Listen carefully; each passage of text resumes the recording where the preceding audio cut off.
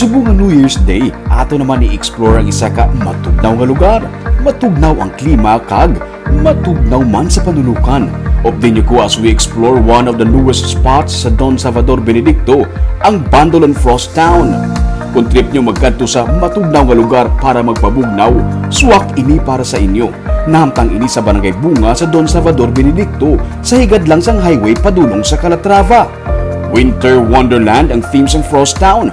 May iceberg, may penguin, may sea lion, polar bear, may whale, snowman, kag madamo pa nga mga bagay nga makitaan sa ice. Kung trip mo mag-swimming, pwede! Daw kasubong lang nga naga-swimming ikaw sa tunga sang ice. Flowing water ang tubig sa ilang swimming pool gikan sa Busay. Sunod sa tag-iya sang Frost Town nga si Councilor Eugene Bandolon, aksidente ang pagka-conceptualize ang sining nga resort. Gusto niya tani maghimo sang beach sa bukid o galing hindi pwede makakuha sang white sand para dalon diri. Actually, ini sa tani nga concept. Ang plano ko sa tani mo kundi sa daw beach nga na sa bukid. Galing daw kayo possible magpasaka di sa white sand pagti against the law. O divert ko na lang sa something wala ko bila sa Bilog Negros or sa Philippines. So, nakapaminsan ko, what if ko na brown lang siya nga daw winter inspired. Gani nagdesisyon siya nga maghimo sang isa ka concept nga pinasahi. Sunod sa iya, hindi pa sila tani dapat magbukas sa publiko. Kaya nagapadayon pang ilang nga construction o galing. Kadamo sa nagaayo nga magsulod amukon nga agin buksan na lamang ini sa publiko. 25 pesos ang entrance fee, pero sunod sa kay Eugene, hindi lang anay mag-expect sang kumpleto katamang amenities kay ongoing pa ang construction. Pero kung luyag mo magpaliwaliwa, pwede na. Importante nga kay Chindi lang sila. Dati wala pa ma-fully develop ang lugar. But welcome sila. Hindi lang sila mo expect sang complete amenities, kaya medyo kulang-kulang pa, pero drat na pa kadto sa ramat na. Si Councilor Bandolon man mismo ang nagapamuno sa Committee on Tourism sang Banwa sa Konseho. Kung ano katugnaw sang iyang resort, amo man na siya ka cool na cool. May mga pinasahi nga trip. Sang nag-deliver sang mga lungon ang yataw para sa mga nagapangayo sang bulig sa pagpalubong, nakibot ang mga nagakwat sang lungon kun nga ang isa dari tuman kabugat. Sagili mismo ang unod siyang isa sa mga lungon. Sa nagpanagtag siya sa mga pamaskwa sa mga residente, ginkakibot man sa mga tawo nga may lungon.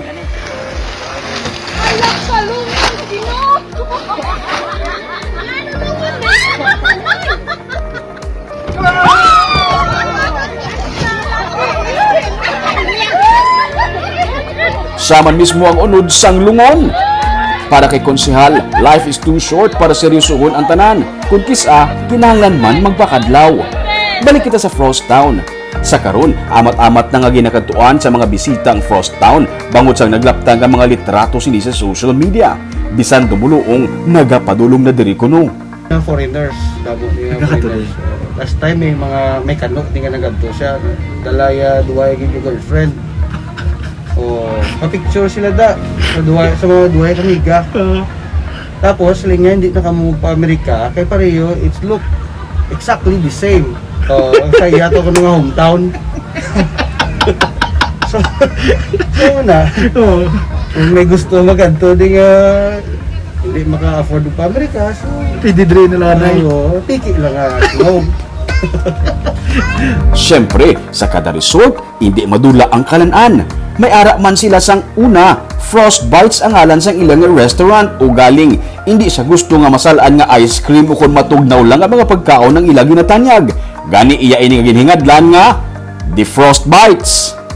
Hindi kompleto ang trip kon hindi tamatilawan ang ilang mga specialty kasubong sang adobo nga Bisaya nga manok, saboroso nga tapa ala taal, sopa di pata, kag fried chicken inasal.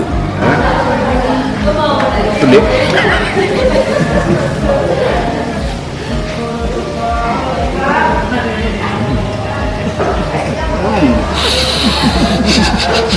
Lamat. Isa ka kaldero, rice please.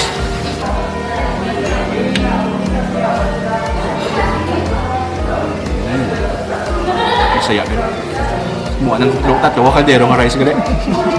Para kay Jujen, kadamo sang matanyag sa publiko ang DSB magluwas sa mga resort, kapihan, kag mga kalan-an sa Banwa.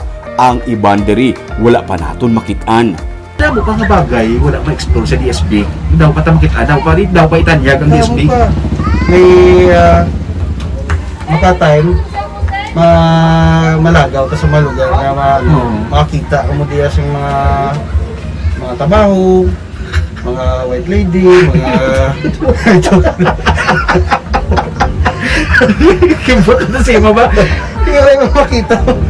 Sabi ko, ano ba ang mga things nga ba? Mamayara pa din yung mga cave sa DSB. daw pa yun. Sa Pinawayan, sa Pandano may mga cave mandira. Tapos sa Pinawayan, may Pinawayan cave mandira. Kaya sa mga ko rin. Dahil may mga busay mo kita nga ginatago pa. May mga wala pa kuno ma-explore ng mga waterfalls, caves kag madamo pa nga mga sites sa Banwa. Nagapensar man siya sang concept nga mag-tour packages sa DSB kung mag-okay na ang tanan. Kag tuyo niya nga dalon sa itinerary ang pagbisita sa indigenous people tribes sa Banwa para pati sila may palangabuyan man pinagi sa turismo. Para na sa mga packages, pero i-include ko ang indigenous people. Eh, ang culture ma-preserve. Tapos mabalaan mo kung ano ang doon sa Bador sa una. Tapos ang mga ila walang hunting ground sa mga IPs, pwede mo bisitahan. Tapos lain nga mabalik kita sa kundinta na galing wala. Bugana, ini ang pagkabig ni Jujen sa ilang nga Banwa. Bugana sa matahong nga view, bugana sa mga agricultural products, bugana sa mga kakahuyan kag kasabatan, bugana sa agrikultura, bugana sa grasya gikan sa mahal nga makaako. Gani, dapat lang halungan kag proteksyonan para maeksperiensyahan pa sang aton nga mga kabataan kag kaapuhan. Ining Frost Town ang isa lamang sa madamong nga atraksyon na ginatanyag sa Banwa sang Don Salvador Benedicto. Nagalaom sila nga pinagi sa ilang nga turismo, magauswag ang Banwa, pati na ang pangapuri sa ilang nga mga pumuluyo. Kululong pa kita sa pagbangon, ako si Romeo Subado kag ini ang Tripping ni Ruming.